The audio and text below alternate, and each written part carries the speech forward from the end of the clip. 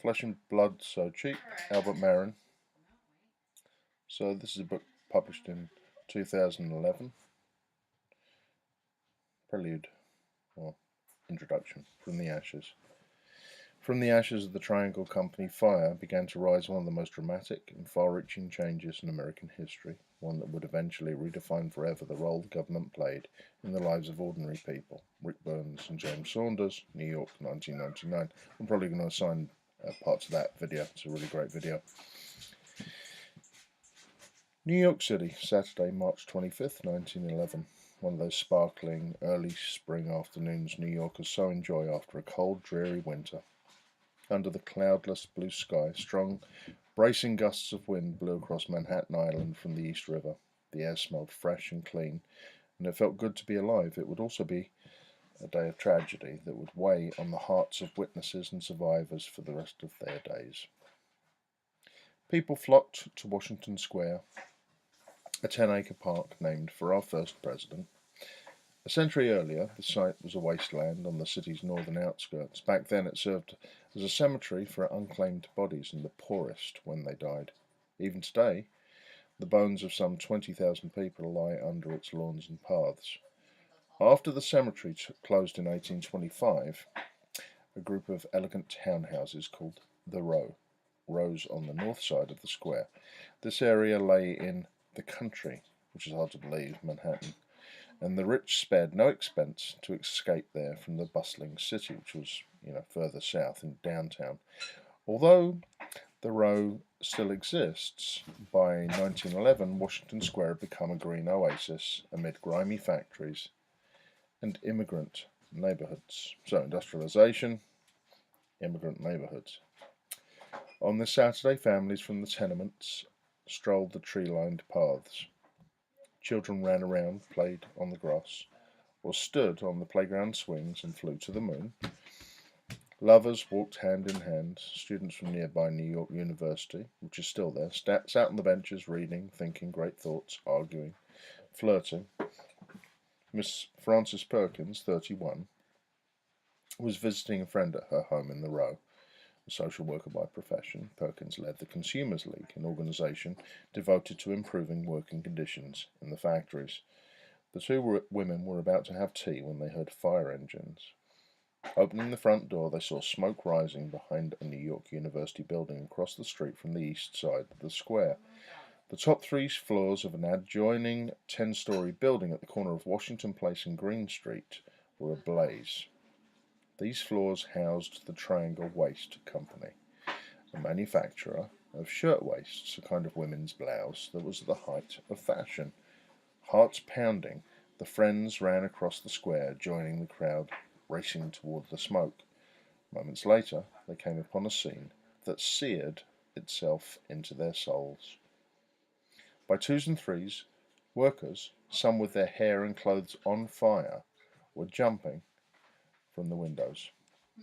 We got there just as they started to jump, Perkins recalled in 1961, the 50th anniversary of the disaster. I shall never forget the frozen horror which came over us as we stood with our hands on our throats watching that horrible sight, knowing that there was no help. The firemen kept shouting for them not to jump, but they had no choice. The flames were right behind them, for by this time the fire was far gone. Within minutes, 146 workers died, broken on the sidewalk, suffocated by smoke, or burnt in the flames. Most were young, women ages 14 to 23, nearly all recent immigrants, Italians and Russian Jews.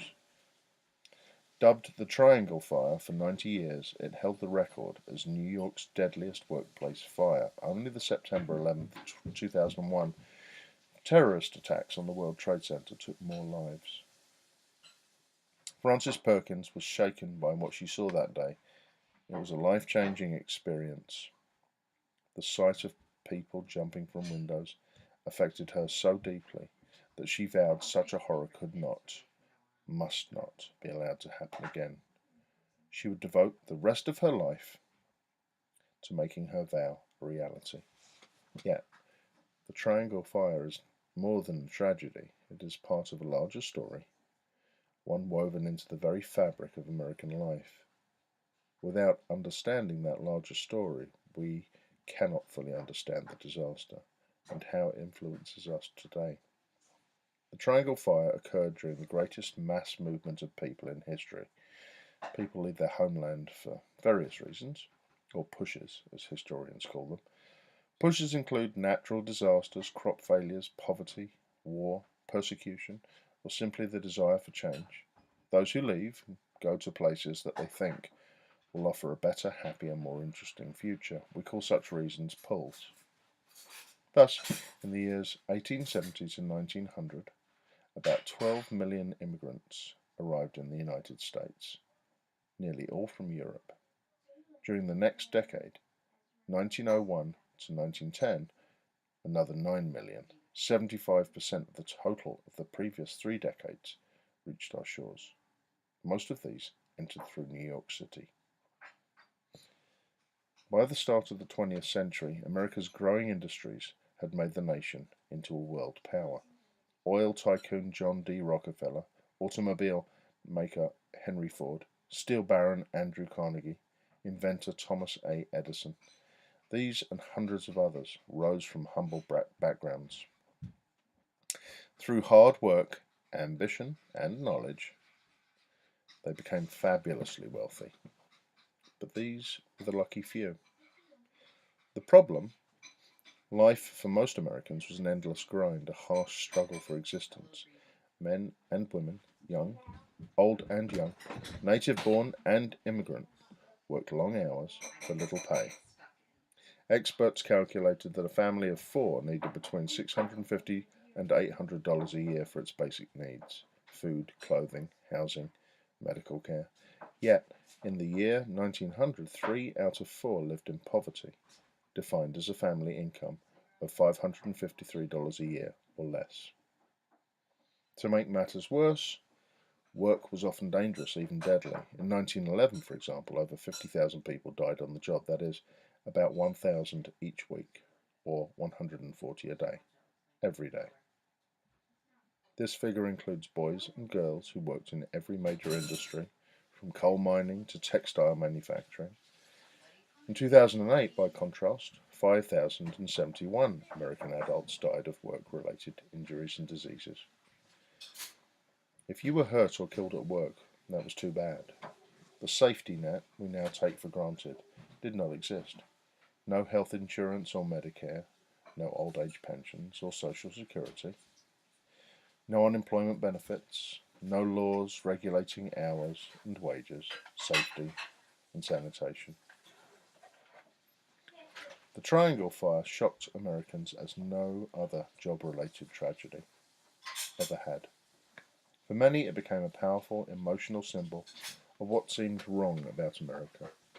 In doing so, it raised big questions in a way that gave force to a moral crusade. Was labour a product, something bought and sold like a stick of chewing gum or a newspaper? Or was labour something different, something human? What was our country coming to when workers, often young children, died so horribly? Must things go on in this way? What changes were needed to realise the promise of America? How should these changes come about? Who should lead the drive for change? School textbooks usually focus on famous names: kings, presidents, politicians, generals as the shapers of history. Yet, these are only part of the picture. The names of others, often equally important, seldom get the recognition they deserve. American history textbooks may, for example, mention Frances Perkins in a few sentences, for in the 1930s she became Secretary of Labour, the first woman to hold a cabinet position under President Franklin D. Roosevelt. We look in vain for other names: Jacob Riis, Clara Lemlich, Rose Schneiderman, Mary Dreier, Alfred E. Smith, Alva Belmont, and Anne Morgan, to mention a few.